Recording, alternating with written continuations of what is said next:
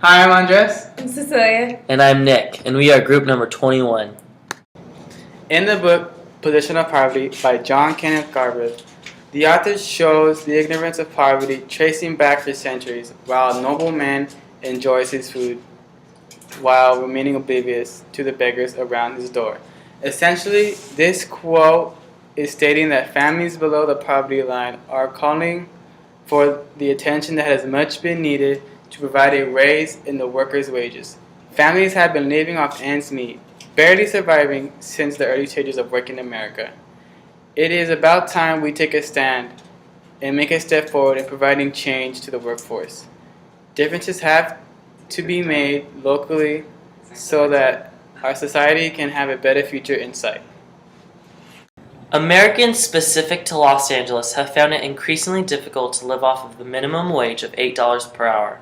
Working day in and day out, civilians have practically become mules working for industries and getting paid a lot less than what they are deserved and should be entitled to.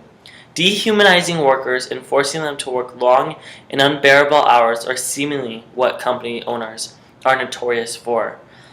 This thus makes us lose our human dignity because we have no other choice to put up with them because we need the money to survive. According to the Los Angeles Times, in the online article Why We Need to Raise the Minimum Wage by Andy Stern, since there are approximately 8 million people below the poverty line, the federal government should increase minimum wage, making it easier for Americans to obtain a satisfying working wage to buy the necessary living essentials.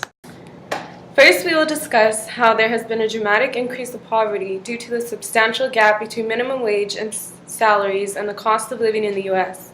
Then we will discuss who is to blame, and finally, what we could do to better this.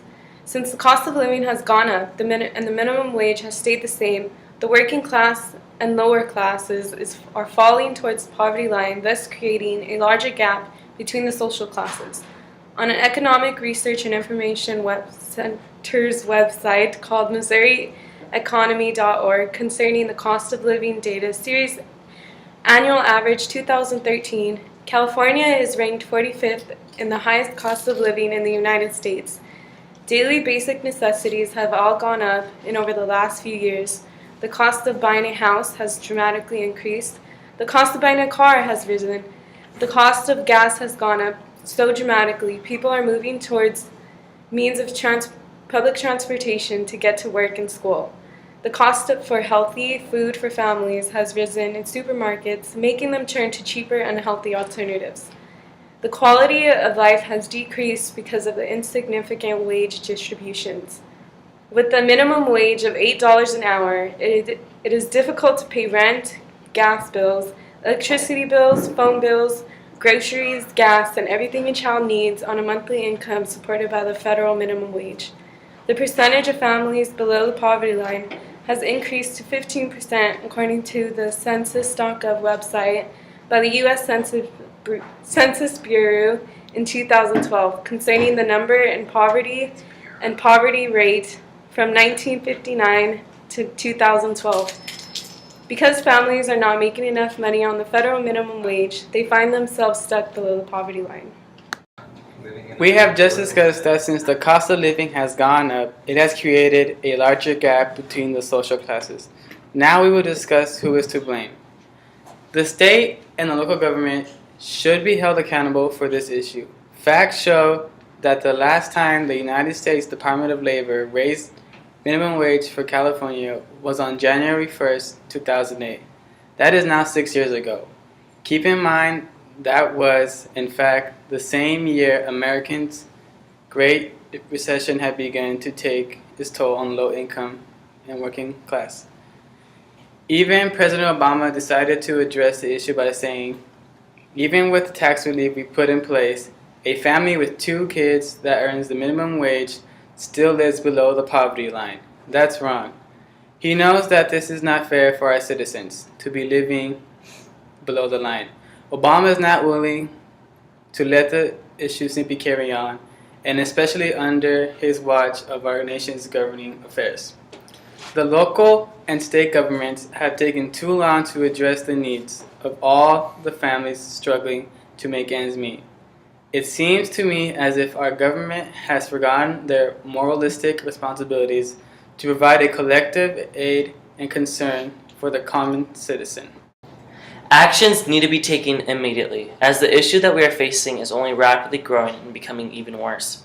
As concerned and worried citizens, it is our duty to stand up and use our voices when we feel that the majority have an unfair advantage.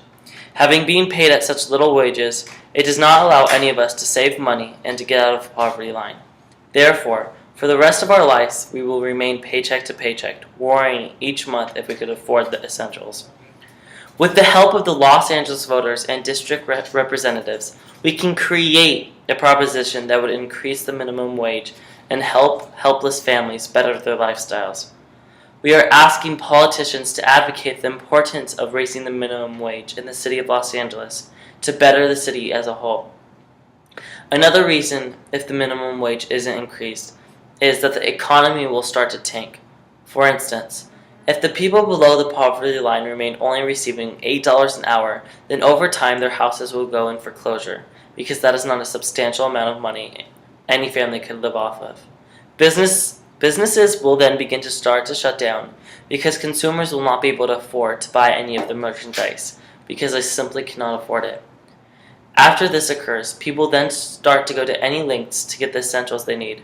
For instance, theft rates will go up because people are at their wit ends and need to find ways to survive and to take care of their families.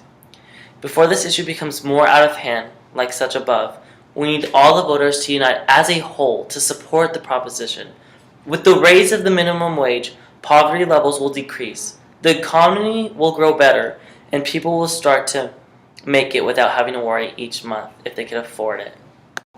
Since 8 million people are below the poverty line, and more people each day are unfortunately unable to pay their bills, it is the duty of the City Council to raise minimum wage from $8 to $10.10, making it more feasible for people to get by in life. First, we discussed the problems with minimum wage, then who is at blame, and finally, how to cure the issues. Millions are finding it extremely difficult to pay their bills and to purchase food for their children and families because their pay is significantly less than what they are working for. It is our duty and our right to stand forward and express that we will no longer be treated poorly with low wages. Everybody is entitled to be paid exactly what they worked for, and anything below that is dehumanizing us working citizens. By allowing minimum wage to only be $8, we are telling the civilians in the elite 1% that they can treat everybody else lower than dirt. We all have stories and different backgrounds, and we all deserve a chance to make it, and at least attempt to try the American dream having the same chances as others do.